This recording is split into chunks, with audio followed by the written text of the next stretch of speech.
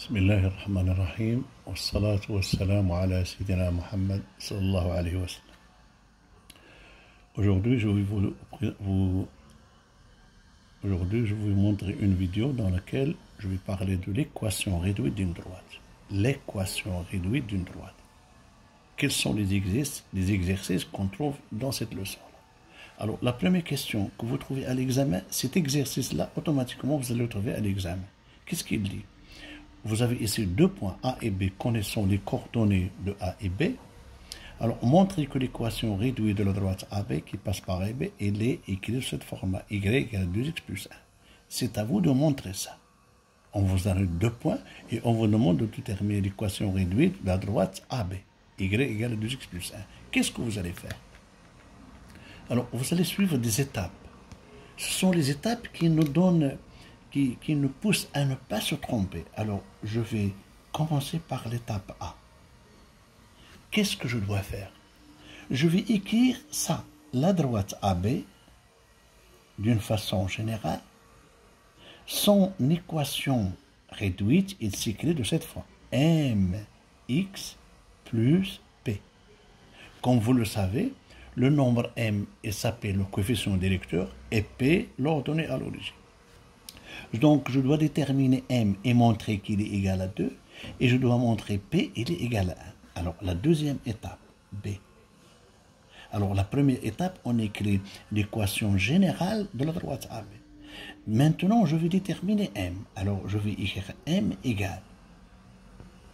Chaque fois que vous avez deux points et que vous voulez déterminer le coefficient directeur, vous faites la différence sur la différence. La différence, c'est la différence. En haut, il faut écrire les y. Et en bas, il faut écrire les x. Alors, qu'est-ce qu'il faut écrire ici? Y. Si tu commences par A ici, tu commences par A ici. Et ici, tu vas mettre YB et ici XB. Et c'est égal.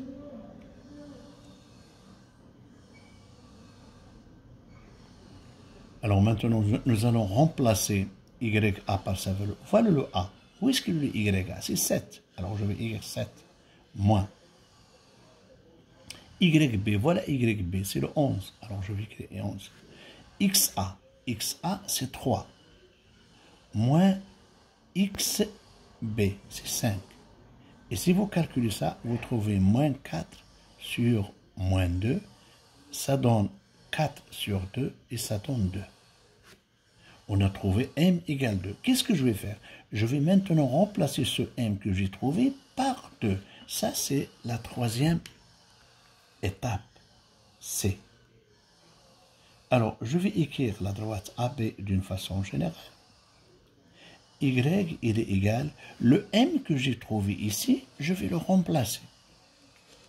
Je vais le remplacer par 2. Alors, je vais écrire 2x plus p. Maintenant, ça vient le tour de P. Est-ce que je trouvais 2, le Y qu'on m'a donné? Est-ce que il y a un 2 ici? Donc, je suis dans la bonne voie.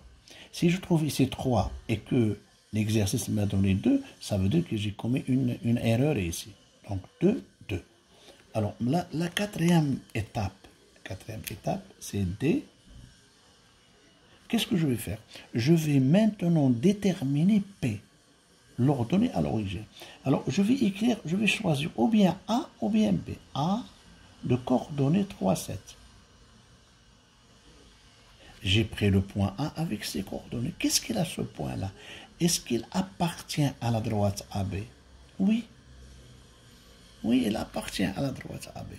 Ça veut dire que les coordonnées, elles vérifient cette équation-là. Head Y. Donc, qu'est-ce que je vais écrire? Je vais, ce Y-là, ça c'est X et ça c'est Y. Je vais remplacer Y, je vais écrire YA, elle est égale à 2XA plus P. Quand je dirai A appartient à B, je vais écrire ça. Alors YA, voilà YA, c'est 7. Elle est égale à 2 fois XA. XA c'est 3. Plus P. Alors, vous voyez que ça, 7, il est égal à 6, plus P.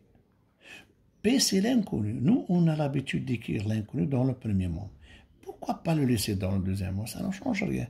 Le 6, il va venir avec 7. Alors 7 moins 6, ça va donner mon P que je cherche. Alors 1 égale P. Et je peux faire écrire P égale 1 comme ça. P, j'ai trouvé P égale 1. Est-ce que nous avons 1 ici? Donc, je vais remplacer P par sa valeur. Je vais écrire AB, Y égale à 2X. Puisque j'ai trouvé P, je vais le remplacer. Est-ce que je suis arrivé à là? Oui. Donc, ce que j'ai fait là est très juste. Donc, je vais conclure. Les étapes, ils nous donnent tu peux faire n'importe quoi. Chacun a sa méthode. Mais moi, ce que je gère, ce sont les étapes. La première étape, si tu vas écrire AB d'une façon générale. La deuxième étape, tu vas déterminer M, le coefficient directeur. Le coefficient directeur, lorsqu'on nous donne 2 points, la différence sur la différence. La différence des ordonnées sur la différence du subset. Tu remplaces et tu trouves 2. Une fois que tu as trouvé M, tu le remplaces dans l'équation que tu as supposée. C'est posé ici. Alors, tu écris AB, Y égale à 2X plus P. Il te reste maintenant seulement P à déterminer P. Avec quoi P on le détermine? Soit avec A, soit avec B. Mais moi, j'ai choisi A. Est-ce que le point A appartient à AB? Automatiquement, parce que la droite AB, elle passe par A. Donc, les coordonnées de A, elles vérifient cette équation. Une fois j'ai appartient, ce Y-là, je vais le remplacer par l'ordonnée du point que j'ai ici. Ça, c'est A. Alors, je vais remplacer Y par Y et X par XA.